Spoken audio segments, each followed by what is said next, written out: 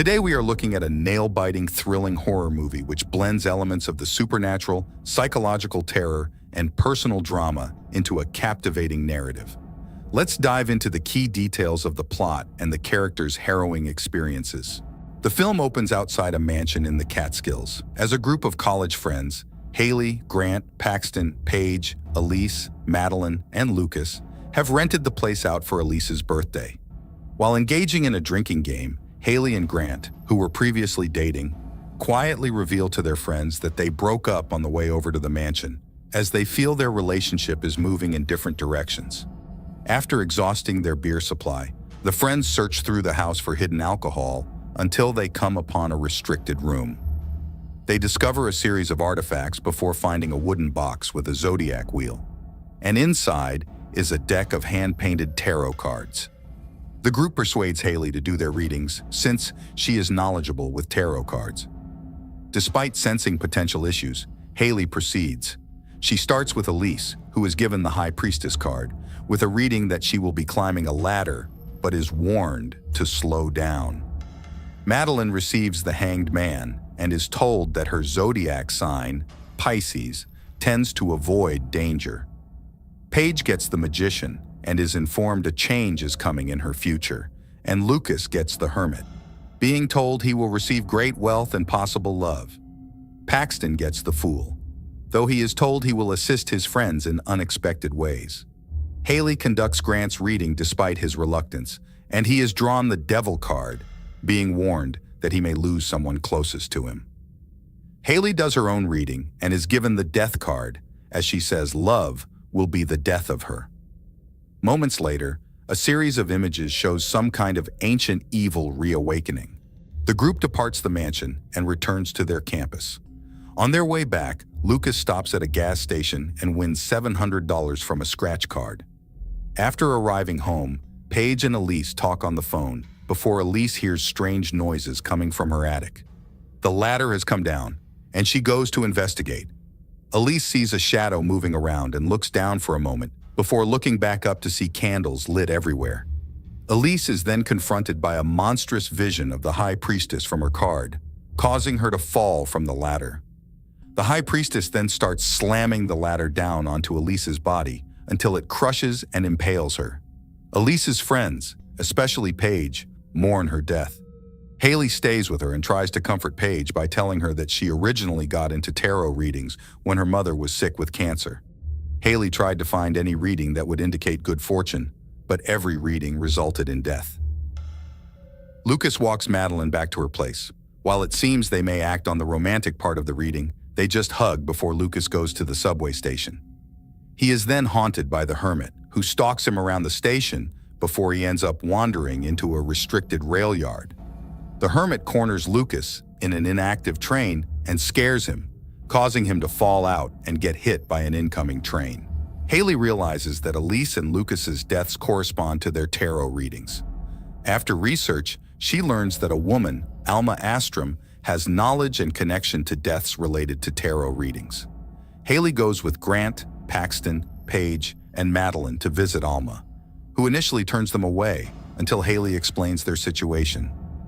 Alma brings them in and quickly determines the deaths are linked to specific tarot cards from the same box they found. She tells the teens that whenever people have done readings with these cards, they have all died, with Alma being the sole survivor of a particular series of deaths in London. Alma explains the cards originated in the 1700s when a wealthy count called for an astrologer to do a reading as his wife and child were ill. The astrologer's readings only resulted in death. When the countess and her child died, the count accused the astrologer of witchcraft and had her daughter hanged. In her rage and grief, the astrologer cursed the cards and committed suicide, binding her spirit to them and doing a reading on the count and his men, leading to their horrific deaths. Alma suggests the teens find and destroy the deck. Paige rebooks the mansion so they can return and destroy the deck. On the way, the teens fear which one of them might be next. When driving across a bridge, Grant's car slows down and powers off. Madeline then sees an image of a hangman on the foggy window, realizing she is the next target. While her reading said people like her tend to avoid danger, the others suggest doing the opposite to prevent their deaths. But Madeline flees the car, and Haley runs after her. Grant, Paxton, and Paige escape the car when another spirit attacks. Madeline runs until the hanged man lowers his noose and grabs her neck, effectively hanging her in front of her friends. While Haley, Grant, and Paige resolve to return to the mansion, Paxton leaves them and goes back to campus. There, he is stalked by the Fool, who chases him into a building while giggling maniacally. Paxton makes it into an elevator as the Fool's mask changes expressions. The Fool enters the elevator and appears to lunge at Paxton. The remaining three reach the mansion and find the deck. They throw it into the fireplace, but the cards do not burn. Alma arrives to help. They attempt a seance to contact the astrologer's spirit, which results in the astrologer doing Alma's reading. Drawing the Six of Swords card, Alma is pulled into darkness and later re-emerges dead with 6 swords in her back. Haley and Grant flee while Paige is stalked by the magician, who uses her as an unwitting assistant, trapping her in a box and sawing her in half. Haley and Grant hide as they wait for their killers. She tells him that before they dated, she did a reading saying their relationship wouldn't work, but she ignored it. Before they broke up, she received the same message. Soon, the devil appears and pulls Grant through a window, while Haley is stalked by death. Haley reaches the deck and decides the only way to reverse the curse is to do the astrologer's reading. She draws the death card on the astrologer, but uses it to let go of her grief over her mother's death, also trying to convince the astrologer to release her own grief over her daughter. Grant arrives to protect Haley as a surge of energy destroys the astrologer's spirit and burns the cards. A glimpse shows the astrologer reuniting with her daughter in the afterlife. Haley and Grant walk away as a car approaches. Fearing another spirit, they are relieved to see Paxton, alive and well, emerge.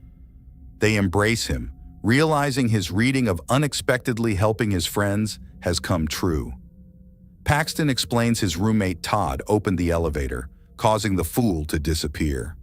With the curse broken, Grant says they were able to change their fates, and Haley responds, "Fuck fate." Thank you for watching. If you like this video, give us a like and subscribe for more awesome movie explainer videos. Cheers.